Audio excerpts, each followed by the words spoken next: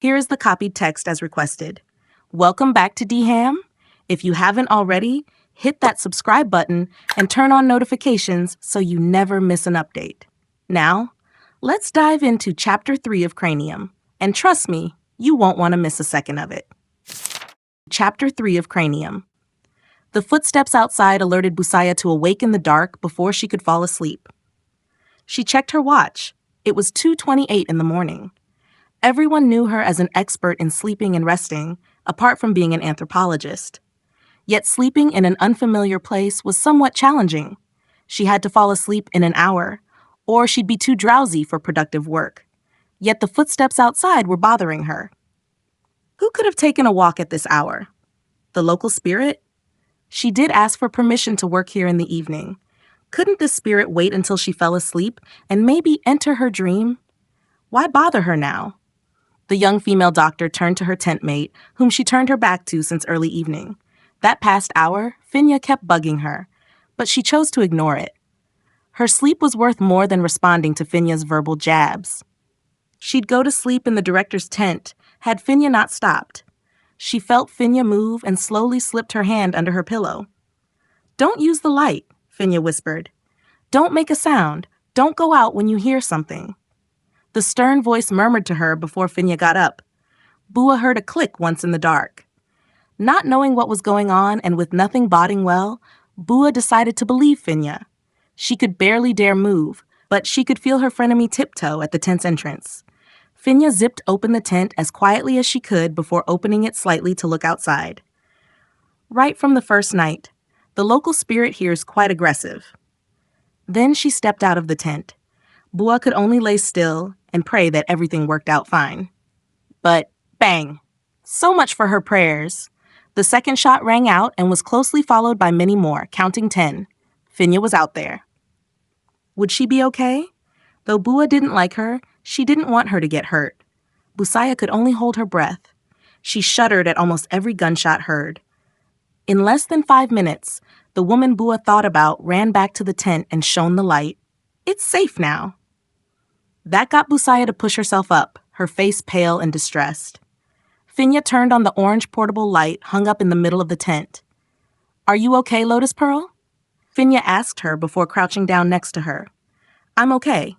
Despite that, Bua's face was worried. "It's fine now, they're gone." "Who?" "I guess it's the thieves," Finya responded before she patted Bua's shoulder. "You sure you're okay?" Upon Bua's nod, Finya grabbed a bottle of water next to her bed for Bua. "Here. Are you okay yourself, Fin?" Busaya asked back. "I'm okay. The guards gave them the warning shots." With that, she stood up. "Sleep. Nothing to worry about now," she told Bua. "Didn't know you had a gun. Just in case of emergencies." Finya turned back to her. "Sleep, water lily. You have a job tomorrow.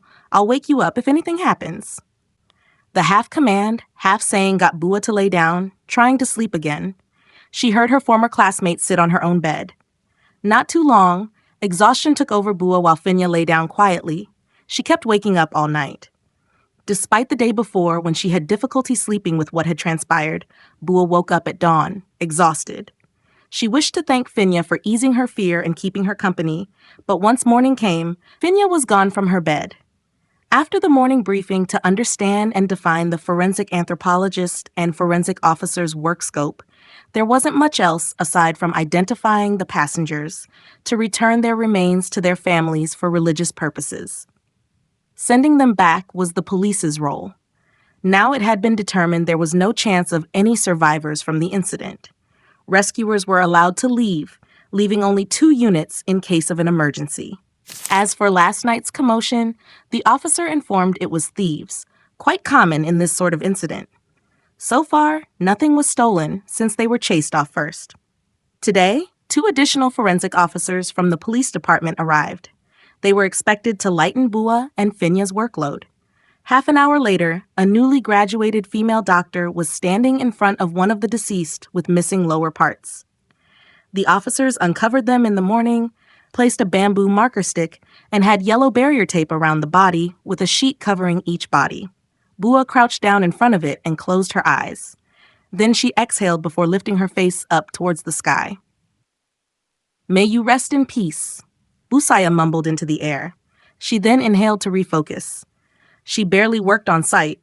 This time was an occasion to be operating at the scene, much less a disaster at this scale. She had yet to grow her immunity to set her mind into work-only mode. In fact, the closest thing she had experienced was a cemetery cleansing.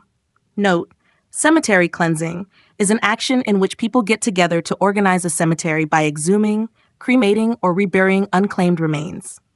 Aside from her fascination with the predictions and the unexplainable correct flags placing right where the dead were buried, Bua had learned to use hoes, spades, shovels, and various tools from helping people dig graves. Once she found a skeleton, be it recently deceased, dead for a while, or long time deceased, she gained the skills to look at their structures from this sort of charity work. This was one reason why Bua felt Finya had a leverage, a set of skills above her from various on-site opportunities. Finya barely stayed in the institution. The young doctor searched for the gloves in her tool bag and concentrated on getting to work. The passenger files and photographs were being compiled to let her compare them with the remaining skeletons to identify the victims, which was her duty. Or in other words, she was a mediator between the deceased and their surviving family members. Though she wished that she wouldn't have to do this so frequently. Going to see monkeys and think about the topic of primate extinction could be more entertaining for her. Bua's eyes looked at the few remaining and burnt, charred pieces. Then she placed a yellow evidence marker indicating the number of material witnesses and an L-shaped ruler to roughly measure dimensions.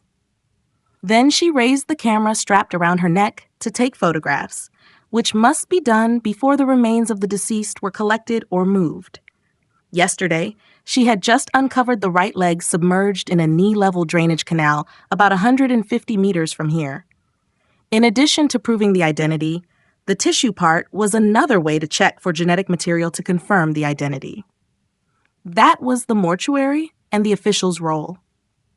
Busaya's work was to help confirm that the parts found matched the passenger's description. Bua opened an evidence collection Ziploc bag to collect small, fragmented bones. Another thing she worried about was the fact that most of the victims' remains blasted by bombs were scattered out everywhere. Sometimes it was impossible to retrieve all of them. This was the hardest part. The officials placed marker bamboo sticks where they found human remains, then put up yellow barricade tape for them to be collected. Bua turned to Finya, who today came with a toolbox most likely provided by an officer. She stood about 15 meters away, working. Yet her eyes happened to meet Bua's, making Busaya focus back on her work. After one victim was done, Bua moved much further away. Dr. Busaya, the lady officer whom Bua first met on her arrival, walked in. She was sent by the Department of Aviation as a coordinator for all teams. We got the manifest and all the passengers' photos now in verification process. Upon that, Bua got herself up. If you need it, you can request it at the director's tent. Thank you. Please let Dr. Finya know too. The lady officer left it at that before walking away. Of course, she didn't bother asking if Bua wanted to talk to Finya. Busaya grabbed her small shovel before walking to Finya, who was inspecting a face-down victim not too badly damaged. Finya looked around her to take a photograph before the officers would move the body away.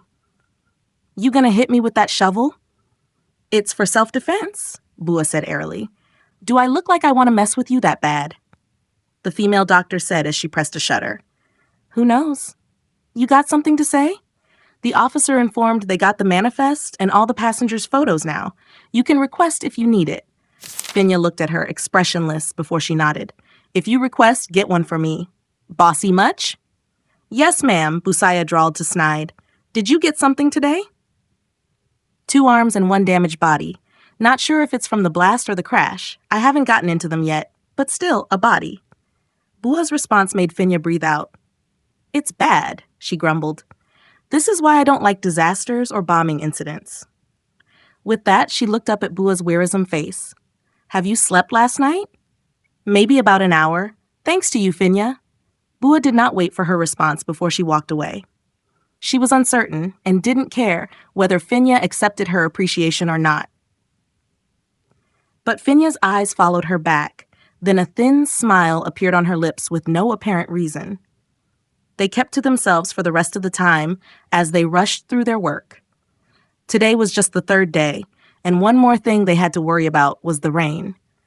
Though Bua doesn't like the baking noon sunlight like everybody else, the last thing they needed was the rain, at least up until all the victims were retrieved. Not to mention, in less than 20 hours, the victim bodies or parts would be swarming with insects before decomposition. The odor could be terrible, but it cannot be avoided. Tents for compiling the bodies of the dead from the plane wreckage were located nearby her work tent. Unverified bodies and parts were gathered there, separating into bodies to ID later. When Bua looked up from the soil, she carefully swept dirt away from the evidence object. It was almost 1 in the evening. Busaya decided it was time she fed her growling stomach, despite not wanting to lose any minute. She dragged herself to the director's tent to ask for 2 copies of the manifest. She'd hand it to Finya if she ran into her. When she reached the temporary pavilion made for the temporary cafeteria for the officers, she spotted Finya talking to a sophisticated-looking man in a black suit. They both looked tense. Bua reckoned they were talking about the night incident earlier. She could only pray nothing like that would ever happen again. In that moment, her fleeting comfort thought was knowing that Finya was there with her. That wraps up Chapter 3 of Cranium. If you enjoyed this video, give it a thumbs up, drop a comment below, and share your thoughts. Don't forget to subscribe to Dham for more latest chapters. Stay tuned. Chapter 4 is just around the corner and things are about to get even more intense. See you next time, and thank you for watching.